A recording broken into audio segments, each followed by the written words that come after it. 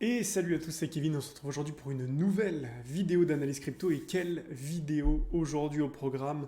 On va analyser ensemble BTC, Ethereum, et on va faire également le point sur INJ qui va en fait donner le ton et donner vraiment l'exemple par rapport aux autres cryptos qu'on a pu voir ces derniers jours, ces dernières semaines. Juste avant ça, j'aimerais remercier les dernières personnes qui nous ont rejoints, donc merci à tous et bienvenue. N'hésitez pas à mettre un petit pouce bleu pour le référencement.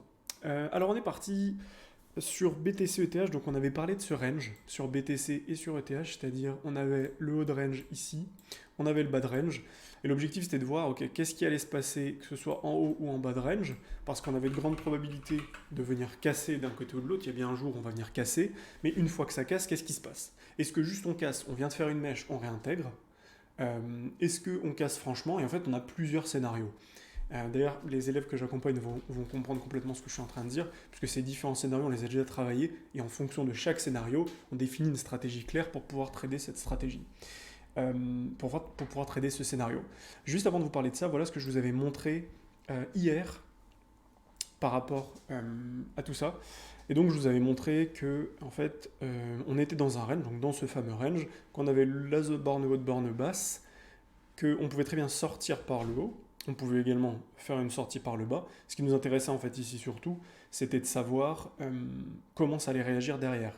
Et donc je vous avais parlé de cette fameuse probabilité qui était de venir sortir par le haut, réintégrer derrière, créer un range, tout simplement. Et si c'était le cas, on attendait la structure du range, la cassure, et derrière l'objectif était d'aller tout en bas du range.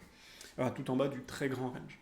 Donc en fait c'est exactement ce que l'on a eu ici. Donc globalement, je voudrais vous parler de deux choses. La première, c'est qu'on a eu cassure, récupération de liquidité tout en haut, puisqu'on a récupéré en fait toutes les liquidités qui étaient en dessus de ça. Donc ça, c'est fait. Et derrière, on a réintégré. Et en fait, quand vous avez une cassure, il y a deux possibilités. Soit vous faites une cassure et ça casse instantanément, ça fait que monter. Dans ce cas-là, vous ne pouvez pas faire grand-chose et juste vous laisser le cours traîner et monter, et vous n'allez pas courir derrière, vous le laissez monter.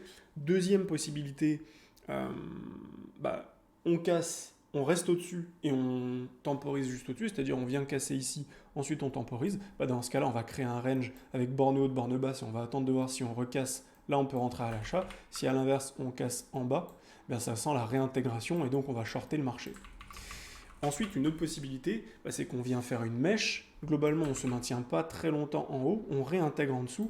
Et dans ce cas-là, c'est pas aussi en fait. Pourquoi? Parce que ça veut dire que vous avez réussi à casser le range. Donc maintenant que vous avez cassé le range, c'est-à-dire que tous ceux qui défendaient ici se sont fait avoir. Donc pour quelle raison est-ce que le marché devrait redescendre derrière? Non, le marché est censé monter. Donc s'il réintègre, c'est bien qu'il y a une raison. Et donc à ce moment-là, effectivement, on va chercher des opportunités de shorter le marché, tout simplement.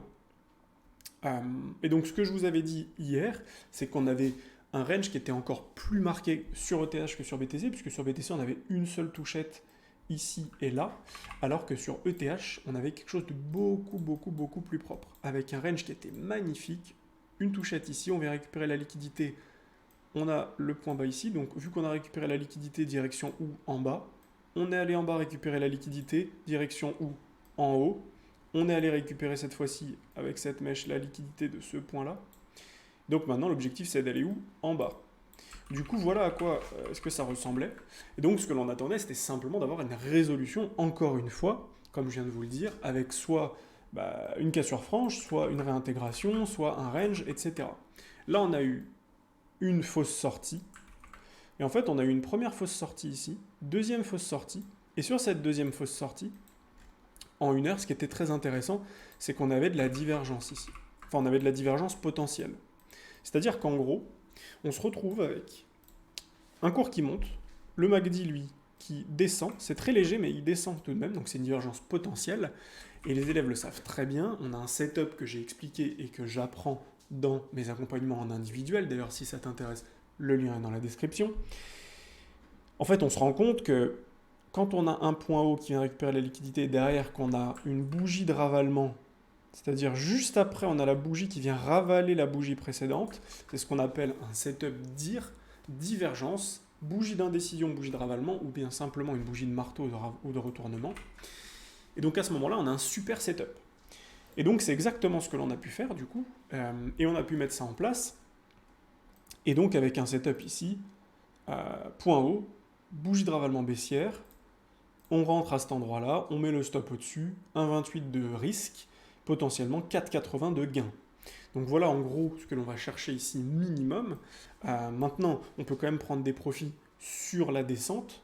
Je vais vous montrer ça. Premier profit qu'on peut prendre sur la descente, on prend notre Fibo point bas, point haut.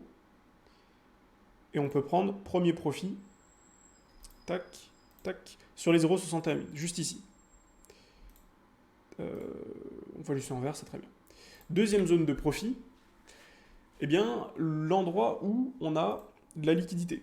Et là, globalement, les liquidités, ben, on l'a en dessous de ce point, en dessous de ce point, en dessous de ce point, en dessous de ce point et en dessous de ce point. Donc en fait, tout en dessous de ça, on voit qu'on a de la liquidité qui s'accumule au même endroit. Donc globalement, on peut tracer un petit rectangle ici. Tac, tac, tac, tout en dessous de ces points-là. Et on peut comprendre que juste en dessous de ça, ben, en fait, on va pouvoir... Je vais mettre un petit rectangle gris. Certains se reconnaîtront et sauront pourquoi je fais ça. Mais du coup, on peut récupérer la liquidité là-dedans. Deuxième zone de profit. Dernière zone de profit, du coup, logique, en bas de canal. Enfin, en bas de notre range. Bas de range, c'est tout là-dedans, tout là-dedans, tout là-dedans. Donc là, l'objectif, c'est aller en dessous.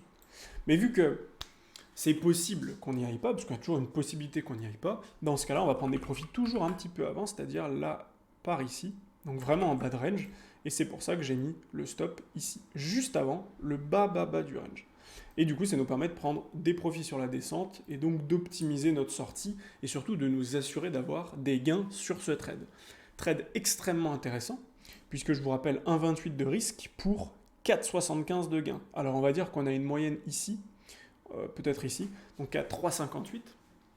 Donc qui est quand même énorme, puisque ça fait du 2,79 de risk-reward. C'est vraiment, vraiment beaucoup sur ce type de trade qui a un taux de réussite qui est quand même énorme. On est au-dessus de 65% de taux de réussite sur ce type de trade, donc c'est vraiment colossal. Donc voilà, si ça t'intéresse d'apprendre comment mettre en œuvre ce type de trade et de savoir bien le matérialiser sur les différents time frames au bon moment, comment faire pour placer tes stops, comment faire pour placer tes take profits, etc.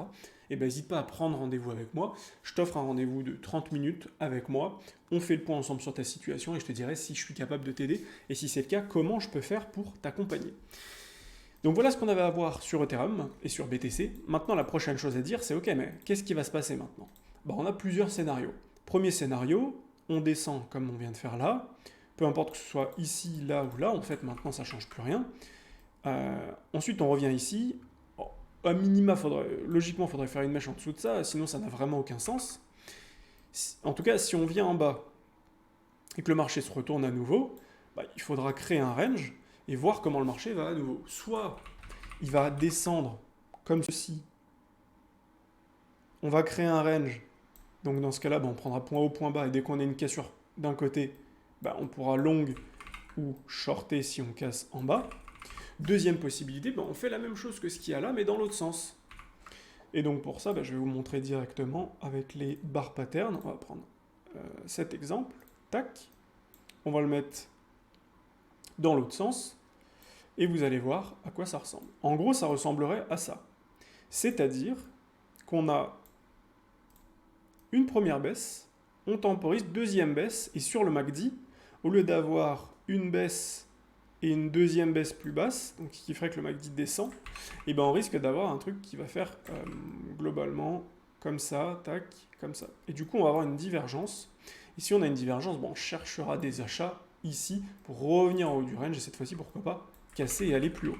Mais pour l'instant, ce que l'on privilégie, c'est une cassure vers le bas maintenant qu'on a récupéré toute la liquidité en haut. L'objectif, c'est plutôt de casser ce range vers le bas et donc d'aller plus bas. Donc pour l'instant, on priorise plutôt des shorts maintenant en sortie de canal. Donc voilà les deux possibilités. Maintenant, on va voir ce qui se met en œuvre. En tout cas, vous avez maintenant les cartes en main. Soit on crée un range ici et vous attendez de voir donc, de quel côté on casse. Soit on casse vers le sud, soit vers le nord. Soit on fait un setup en divergence, on réintègre, et dans ce cas-là, il faudra long. Dernière option, si jamais vous vous retrouvez avec un marché qui casse et qui fait que baisser, il faut laisser le marché agir, il faut complètement l'ignorer en fait. Il faut être capable à ce moment-là de le laisser agir, juste de prendre du recul, de dire ok, en une heure j'ai plus rien, ou j'ai pas suffisamment d'informations, du coup je dézoome, je prends mon point bas, mon point haut, et je trace mes zones qui vont être intéressantes. Première zone intéressante, ça va être la zone des 0,618, ici. tac. On va mettre ça en vert, paf, paf, ok. Deuxième zone intéressante, bah, là ça va être plutôt une zone qu'on va chercher en termes de liquidité. Où est-ce qu'on va avoir de la zone intéressante? Bon bah là déjà on voit qu'on a une zone intéressante.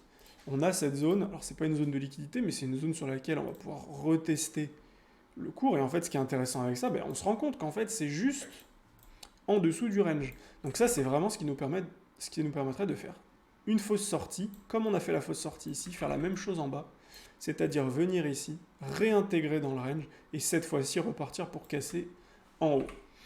Donc c'est ça qui va être intéressant maintenant, c'est de surveiller ce niveau. Si on casse ce niveau, objectif minimum, descendre jusqu'au 1650, voire beaucoup plus bas, parce que si on passe en daily, on va se rendre compte que on peut aller beaucoup plus bas sur ETH.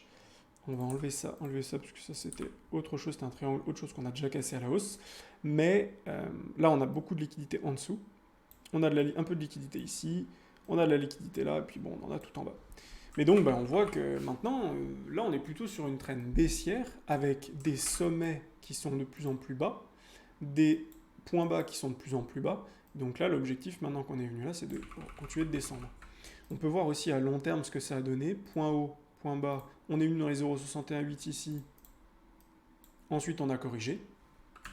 Ok. Point haut, point bas. Ici, on est venu dans les 0,618. L'objectif, c'est de corriger encore une fois. Et donc, si on refait la même chose, bah, du coup, vous avez votre baisse qui est là, que vous reportez globalement ici. On voit que c'est la même chose. Et donc, on pourrait à nouveau reporter ici, qui pourrait nous ramener dans cette zone. Et donc maintenant, si on prend le dernier mouvement point bas, point haut, l'objectif, c'est de venir où? Dans les 0,618, qui sont juste ici. Et comme par miracle, on a notre zone qui nous fait AB égale CD, et encore AB égale CD juste derrière, qui nous ramènerait vers les 1350-1400 $, ce qui ferait quand même une décote actuellement par rapport au point actuel de 23, 24, 25%, ce qui n'est pas négligeable. Donc voilà en gros ce à quoi on peut s'attendre. Maintenant il faut zoomer, être capable de regarder si on a des cassures, si on a des ranges. Et si on n'a pas, on dézoome, on prend de la hauteur et ensuite on y va. Enfin pour terminer cette vidéo, on va passer sur INJ qui est un superbe exemple de ce qui se passe sur beaucoup de cryptos. C'est-à-dire qu'on a eu une belle phase d'accumulation très plate, parfaite. On avait des points bas, des points hauts qui étaient bloqués sous une grande résistance. On a cassé cette résistance, on a construit des W dans des W, et dès qu'on a cassé le milieu de notre W ici, on a pullback et ensuite on a explosé à la hausse. Là, on a refait un range, on a recassé ce range à la hausse, et derrière, on a explosé. Donc dans ce cas-là, quand vous avez un marché qui est extrêmement vertical comme celui-ci, le but, c'est pas d'acheter à la volée, simplement de prendre du recul et de voir ce qui se passe. Et par exemple, vous pouvez juste prendre votre point haut, votre point bas, et vous observez. Ici, on voit quoi? On voit qu'on a les 0,618 qui sont juste là. Donc, vous mettez votre rectangle ici, autour des 0,618, et vous essayez de comprendre. Ok, on a les 0,618 qui sont pile sur les combien? Sur les 16,117. Donc, sur les 16 $, on a les 0,618. Encore une fois, je me dis, ok, si j'ai d'autres personnes qui mettent ça en place, les gens risquent de prendre des profits sur quoi? Sur le chiffre psychologique 16. Donc si moi je veux être un peu plus malin que les autres, au lieu de mettre mon chiffre psychologique 16, je me mets un peu avant. Je me mets à 15,5, à 15. Tiens, 15, pareil, c'est un chiffre psychologique extrêmement important. Parce que les gens qui sont moins performants que vous, qui ne vont pas tracer un Fibo sur 16, ils vont simplement prendre leur profit où? À 15. Donc ils vont prendre leur profit par là. Ok, dans ce cas-là, ça veut dire que je vais prendre plutôt des profits vers 13,5, 14, 14,5. Et du coup, vous mettez vos profits plutôt vers 14,5. Ça a été pareil ici en fait. Ça a été la même chose ici. Beaucoup de gens ont mis leur profit à 10 et du coup ils ne se sont pas fait prendre en fait. Beaucoup de gens ont mis leur stop à 10 et vous voyez quoi que ici on s'est arrêté juste avant, on s'est arrêté à 9,96. Ici on s'est arrêté à 9,91 comme par hasard. Et ensuite on a corrigé fortement jusqu'à 5,50 $, ce qui est énorme parce qu'ici on a eu des décotes de quasiment 50%, 45%. Ici à nouveau une grosse décote de 30-35%. Avant ensuite de repartir une fois qu'il n'y avait plus personne dans le train. Donc ce que je veux dire, c'est qu'il ne faut pas être plus... faut essayer d'être plus malin que les autres, il ne faut pas essayer de faire la même chose, il faut essayer de réfléchir, de se poser des questions. Et là, quand on se pose des questions, ça semble évident qu'il faut prendre des profits avant. Ça ne veut pas dire qu'on va tout le temps s'arrêter avant les 0,68. La plupart du temps, on va faire une toute petite mèche dedans. Des fois, on va la dépasser. Mais en tout cas, si vous prenez toujours vos profits un peu avant, vous êtes tranquille et vous pouvez récupérer énormément de liquidité derrière pour faire d'autres choses, pour aller shorter par exemple le TH sur le range qu'on a vu, ou bien potentiellement long à nouveau sur une nouvelle crypto qui est vraiment intéressante et qui est plutôt dans cette dynamique. Donc voilà ce que j'avais à vous partager, j'espère que ça vous a plu. N'hésitez pas à me dire en commentaire quelles sont les prochaines cryptos que vous voulez que j'analyse, que je pourrais analyser dès demain matin. Je vous souhaite une belle journée et je vous dis à demain pour une nouvelle vidéo. Ciao ciao.